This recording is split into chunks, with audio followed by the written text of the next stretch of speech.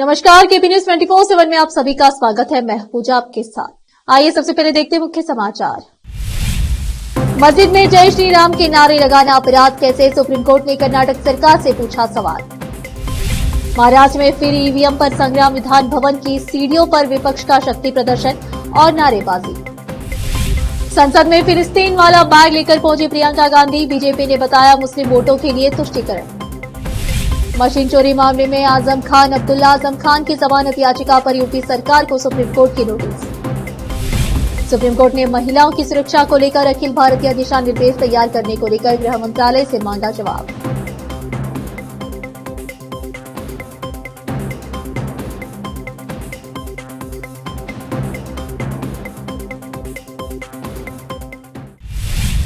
अब समाचार विस्तार से।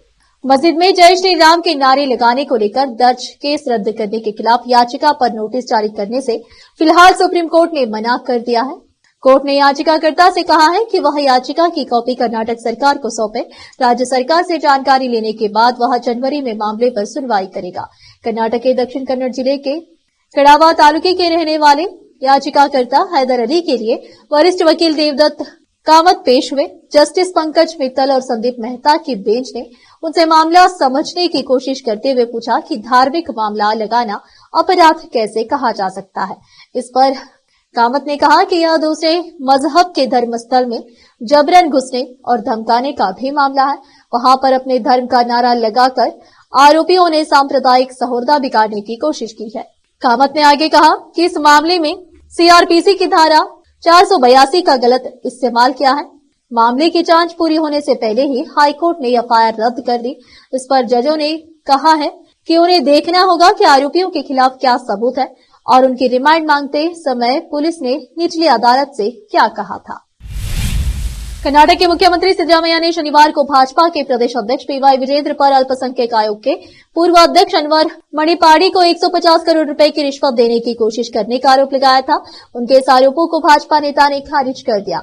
हालांकि वीरेंद्र द्वारा इन आरोपों को खारिज करने के एक दिन बाद कर्नाटक के सीएम ने बताया कि उनके पास वीडियो फुटेज है जिसमें अनवर मणिपाड़ी को भाजपा अध्यक्ष पीवाई वीरेंद्र पर रिश्वत लेने का आरोप लगाते हुए देखा गया है। उनके इन आरोपों पर भाजपा ने भी प्रतिक्रिया दी। पार्टी ने इस मामले में सीबीआई जांच की मांग की।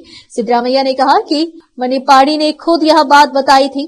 अब कौन सा बयान सच है और कौन सा झूठ? मणिपाड़ी ने ही सबसे पहले यह बात कही थी। अगर अब वह न कहता है तो इसमें क्या किया जाएगा? मेरे अनुसार हमारी प्रतिक्रिया सही है। पत्रकारों से बात करते हुए उन्होंने आगे कहा कि मणिपाड़ी वही है जिसने दावा किया था कि उसे 150 करोड़ रुपए की पेशकश की गई थी। इसका वीडियो रिकॉर्डिंग भी है। उसने यह बात एक प्रेस वार्ता में कही। अब इतने वर्षों बाद वह इससे इनकार कर रहा है। महाराष्ट्र विधान भवन की सीढ़ियों पर विपक्ष के नेताओं ने सोमवार को प्रदर्शन किया। उन्होंने चुनाव में ईवीएम के इस्तेमाल पर नारे भी लगाए। यह विरोध प्रदर्शन नागपुर में विधानमंडल के शीतकालीन सत्र के उद्घाटन के दिन आयोजित किया गया था। राज्य विधान परिषद में विपक्ष के नेता अंबादास दानवे इस प्रदर्शन का नेतृत्व कर रहे हैं। उन्होंने प्रदर्शन में संविधान और लोकतंत्र को बचाने का आह्वान किया और ईवीएम के इस्तेमाल का विरोध किया। प्रदर्शन के दौरान विपक्षी पार्टियों के नेताओं ईवीएम हटाओ देश बचाओ, ईवीएम हटाओ संविधान बचाओ और ईवीएम हटाओ लोकतंत्र बचाओ के नारे भी लगाए। इस दौरान अंबादास दानवे के साथ कांग्रेस विधायक विजय वडेट्टीवार, नितिन राउत, भाई जगताप, विकास ठाकरे, शिवसेना यूबीटी नेता भास्कर जाधव, वरुण देसाई और सचिन अहीर और एनसीपी एसपी विधायक जितेंद्र अवध भी मौजूद थे। कांग्रेस महासचिव प्रियंका गांधी वाड्रा फिलिस्तीन के लोगों के प्रति एकजुटता प्रकट करते हुए सोमवार को एक ऐसे हैंडबैग के साथ संसद पहुंची जिस पर फिलिस्तीन लिखा हुआ था। वह कई माइकों पर गाजा में इजराइल की सैन्य कार्रवाई के खिलाफ आवाज उठाती और फिलिस्तीनियों के साथ एकजुटता जाहिर करती रही है। उन्होंने जो हैंडबैग लिया हुआ था उस पर अंग्रेजी में पैलेस्टाइन फिलिस्तीन लिखे होने के साथ फिलिस्तीन से जुड़े कई प्रतीक भी बने हुए थे। इस तस्वीर को कांग्रेस प्रवक्ता शमा मोहम्मद ने भी सोशल मीडिया प्लेटफॉर्म एक्स पर पोस्ट किया। भाजपा ने इसे मुस्लिम वोटों के लिए तुष्टीकरण करार दिया है। केंद्रीय मंत्री एसपी सिंह बघेल ने कहा कि प्रियंका मुस्लिम वोट के तुष्टीकरण के लिए फिलिस्तीन लिखा बैग लेकर आई है। अब फिलहाल लेते एक छोटा सा ब्रेक।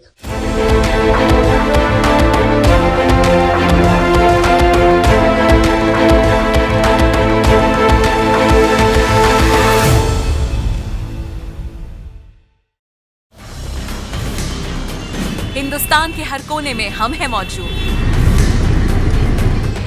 24 घंटे हालात पर गहरी नजर,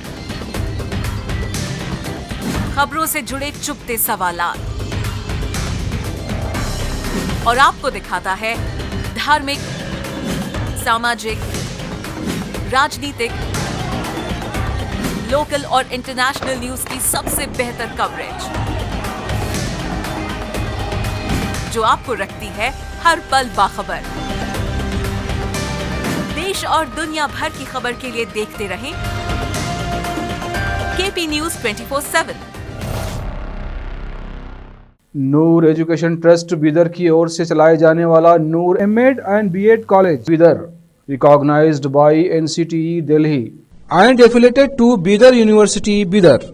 Admission are open for the academic year 2023-24. विशेषज्ञ और सक्षम शिक्षकों द्वारा शिक्षा प्राप्त करने के लिए नूर एमएड एंड बीएड कॉलेज में दाखिला लें और शांत वातावरण में शिक्षा प्राप्त करें। बीदर शहर में बेहतर शिक्षा का एकमात्र केंद्र Noor MEd and BEd College, Shahpur gate, Bidar.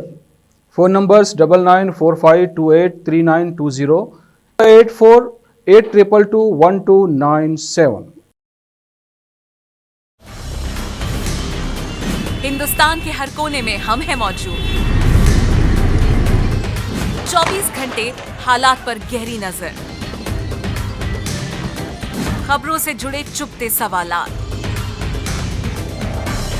और आपको दिखाता है धार्मिक, सामाजिक, राजनीतिक, लोकल और इंटरनेशनल न्यूज की सबसे बेहतर कवरेज, जो आपको रखती है हर पल बाखबर। देश और दुनिया भर की खबर के लिए देखते रहें केपी न्यूज 24/7।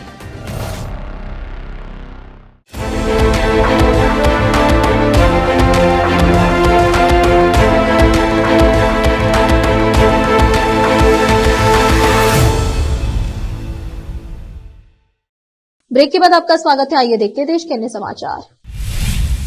शिवसेना एकनाथ शिंदे गुट के विधायक नरेंद्र भोंडेकर ने मंत्री पद नहीं मिलने से नाराज होकर पार्टी के उपनेता और विदर्भ क्षेत्र के समन्वयक पद से इस्तीफा दे दिया है। हालांकि भोंडेकर ने विधायक पद से इस्तीफा नहीं दिया है। भंडारा पवनी विधानसभा क्षेत्र से 3 बार विधायक रह चुके नरेंद्र भोंडेकर ने दावा किया कि उनसे मंत्री पद का वादा किया गया था, लेकिन उन्हें मंत्रिमंडल में जगह नहीं मिली। उन्होंने एकनाथ शिंदे, वरिष्ठ नेता उदय सामंत और एकनाथ शिंदे के बेटे श्रीकांत शिंदे को कई बार संदेश भेजे, लेकिन कोई जवाब नहीं मिला। इसके बाद भोंडेकर ने इस्तीफा दे दिया। समाजवादी पार्टी ने वरिष्ठ नेता और यूपी के पूर्व कैबिनेट मंत्री मोहम्मद आजम खान और उनके बेटे अब्दुल्ला आजम खान की जमानत याचिका पर सुनवाई करते हुए सुप्रीम कोर्ट ने यूपी सरकार को नोटिस जारी किया। सुप्रीम कोर्ट ने इस मुद्दे पर राज्य सरकार से जवाब मांगा है। यह मामला रामपुर नगर पालिका परिषद की सफाई मशीन को चोरी कराकर उसे जौहर यूनिवर्सिटी में मिट्टी में दफन करने का है। इस मामले में इलाहाबाद हाईकोर्ट ने आजम खान और उनके बेटे अब्दुल्ला आजम खान की जमानत अर्जियों को खारिज कर दिया था। हाईकोर्ट ने अपने फैसले में कहा था कि पूर्व मंत्री आजम खान और उनके बेटे अब्दुल्ला आजम के खिलाफ कई क्रिमिनल केस दर्ज है। इनकी क्रिमिनल हिस्ट्री है, कई मामलों में इन्हें सजा भी मिली हुई है। ऐसे में जमानत दिए जाने पर यह केस के ट्रायल को प्रभावित कर सकते हैं। ईवीएम पर अब तक कांग्रेस भाजपा से लड़ रही थी, अब अपने साथियों से ही लड़ने लगी है। ईवीएम को लेकर इंडिया गठबंधन में खटपट शुरू है। ईवीएम पर कांग्रेस अलग थलग पड़ती दिख रही है। जम्मू कश्मीर के सीएम उमर अब्दुल्ला ने कांग्रेस को खूब कोसा है और कहा है कि हमेशा ईवीएम का रोना बंद करे। हालांकि कांग्रेस भी पीछे नहीं रही, उसने भी अपने सहयोगी पर पलटवार कर दिया। कांग्रेस सांसद मणिकम टाइगर ने कहा कि मुख्यमंत्री बनने के बाद सहयोगियों के प्रति आपका रवैया बदल गया है। कांग्रेस नेता मणिकम टाइगर ने जम्मू कश्मीर के मुख्यमंत्री उमर अब्दुल्ला के ईवीएम पर बयान पर पलटवार करते हुए कहा कि उन्हें अपने तथ्यों की जांच करना चाहिए। लोकसभा में पार्टी के सचेतक मणिकम टाइगर ने यह सवाल भी किया कि मुख्यमंत्री बनने के बाद उमर का अपने सहयोगी दलों के प्रति ऐसा रवैया क्यों है। दरअसल उमर अब्दुल्ला ने शुक्रवार को कांग्रेस पार्टी की ईवीएम पर तीखी आपत्ति को खारिज किया था। उन्होंने कहा था कि ऐसा नहीं हो सकता है कि जब आप चुनाव जीते तो परिणाम स्वीकार कर ले और जब हार जाए तो ईवीएम पर दोष मढ़ दे। सुप्रीम कोर्ट ने समाज में महिलाओं, बच्चों और ट्रांसजेंडर व्यक्तियों के लिए सुरक्षित वातावरण प्रदान करने के लिए कानूनों पर कठोर कार्रवाई के लिए अखिल भारतीय दिशा निर्देश तैयार करने के लिए गृह मंत्रालय सहित केंद्र सरकार के विभिन्न मंत्रालयों से जवाब मांगा है। सुप्रीम कोर्ट ने सार्वजनिक परिवहन में महिलाओं की सुरक्षा और पोर्नोग्राफी पर प्रतिबंध लगाने के लिए दिशा निर्देश जारी करने की मांग वाली याचिका केंद्र सरकार को नोटिस जारी किया है। याचिकाकर्ता के वकील ने कहा कि सहयोग से आज निर्भया सामूहिक बलात्कार की घटना की 12वीं वर्षगांठ भी है। महिलाओं की सुरक्षा सुनिश्चित करने के लिए अखिल भारतीय दिशा निर्देशों की मांग करने वाली जनहित याचिका में बलात्कार के दोषियों की रासायनिक नसबंदी, पोर्नोग्राफी पर प्रतिबंध लगाने की मांग की गई है। सुप्रीम कोर्ट ने केंद्र और विभिन्न मंत्रालयों को नोटिस जारी किया है। अब फिलहाल लेते एक और छोटा सा ब्रेक। हिंदुस्तान के हर कोने में हम हैं मौजूद। 24 घंटे हालात पर गहरी नजर, खबरों से जुड़े चुपते सवालात और आपको दिखाता है धार्मिक, सामाजिक, राजनीतिक, लोकल और इंटरनेशनल न्यूज की सबसे बेहतर कवरेज जो आपको रखती है हर पल बाखबर। देश और दुनिया भर की खबर के लिए देखते रहें केपी न्यूज 24/7। ब्रेक के बाद आपका स्वागत है। आइए देखते हैं देश के अन्य समाचार। लोकसभा में संविधान पर तीखी बहस के बाद आज राज्यसभा में इस विषय पर चर्चा की जा रही है। उच्च सदन में वित्त मंत्री निर्मला सीतारमण ने संविधान पर चर्चा पर बहस की शुरुआत की। उन्होंने कहा कि भारतीय संविधान ने कई संकटों का सामना किया है और उनसे बच गया, जो इसकी विकास क्षमता को दर्शाता है। वहीं विपक्ष की ओर से चर्चा की शुरुआत मल्लिकार्जुन खड़गे ने की। उन्होंने कहा कि इंदिरा गांधी की सरकार के समय बांग्लादेश की आजादी का जिक्र करते हुए कहा कि 1 लाख लोगों को बंदी बनाना आसान काम नहीं था, लेकिन इंदिरा गांधी ने बता दिया था कि हमारे देश के करीब आए तो खैर नहीं। हम तो सरकारी स्कूल में पढ़े हैं, वे जेएनयू में पढ़े हैं। अंग्रेजी भी उनकी ज्यादा अच्छी हो सकती है, लेकिन उनकी करतूत अच्छी नहीं है। आस्था का महापर्व महाकुंभ मेले का आगाज भारत ही नहीं बल्कि विश्व पटल पर यह महापर्व लोगों को आकर्षित करता है।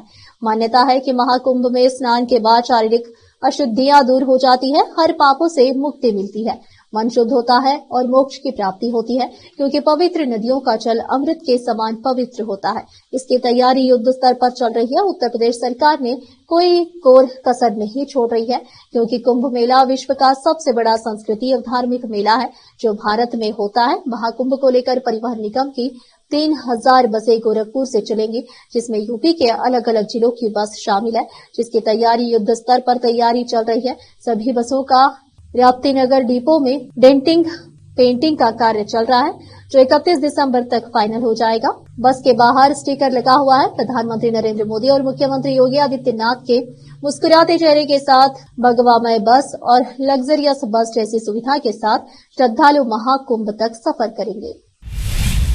उच्चतम न्यायालय ने सोमवार को भारत के युवाओं में नशीली दवाओं के दुरुपयोग की बढ़ती प्रवृत्ति पर गहरी निराशा व्यक्त की और कहा कि ड्रग्स लेना कूल माना जाता है। यह बिल्कुल भी कूल नहीं है। ड्रग्स तस्करी के आरोपी अंकुश विपिन कुमार के खिलाफ एनआईए जांच की मंजूरी देते हुए उक्त टिप्पणी की। अंकुश विपिन कपूर पर आरोप है कि वह पाकिस्तान से समुद्र के रास्ते भारत में होने वाली हेरोइन तस्करी में शामिल है। सुप्रीम कोर्ट ने समस्या को रोकने के लिए माता पिता, समाज और राज्य प्राधिकारियों सामूहिक कार्रवाई करने का आह्वान किया है। इसके अलावा सुप्रीम कोर्ट ने राष्ट्रीय विधिक सेवा प्राधिकरण NALSA को दिशा निर्देश जारी किए हैं। सुप्रीम कोर्ट ने देश के युवाओं में तेजी से बढ़ रही नशे की लत पर चिंता जताते हुए कहा, इसका असर उम्र, समुदाय और धर्म से परे है। इसके प्रयोग से समाज पर भी इसका असर पड़ता है। नशीली दवाओं के व्यापार से ही हिंसा और आतंकवाद को फंड किया जाता है। नशा समाज को अस्थिर करता है। आखिर में फिर एक बार देखते हैं मुख्य समाचार। मस्जिद में जय श्री राम के नारे लगाना अपराध कैसे? सुप्रीम कोर्ट ने कर्नाटक सरकार से पूछा सवाल। महाराष्ट्र में फिर ईवीएम पर संग्राम। विधान भवन की सीढ़ियों पर विपक्ष का शक्ति प्रदर्शन और नारेबाजी। संसद में फिलिस्तीन वाला बैग लेकर पहुंची प्रियंका गांधी। बीजेपी ने बताया मुस्लिम वोटों के लिए तुष्टीकरण। मशीन चोरी मामले में आजम खान, अब्दुल्ला आजम खान की जमानत याचिका पर यूपी सरकार को सुप्रीम कोर्ट की नोटिस। सुप्रीम कोर्ट ने महिलाओं की सुरक्षा को लेकर अखिल भारतीय दिशा निर्देश तैयार करने को लेकर गृह मंत्रालय से मांगा जवाब।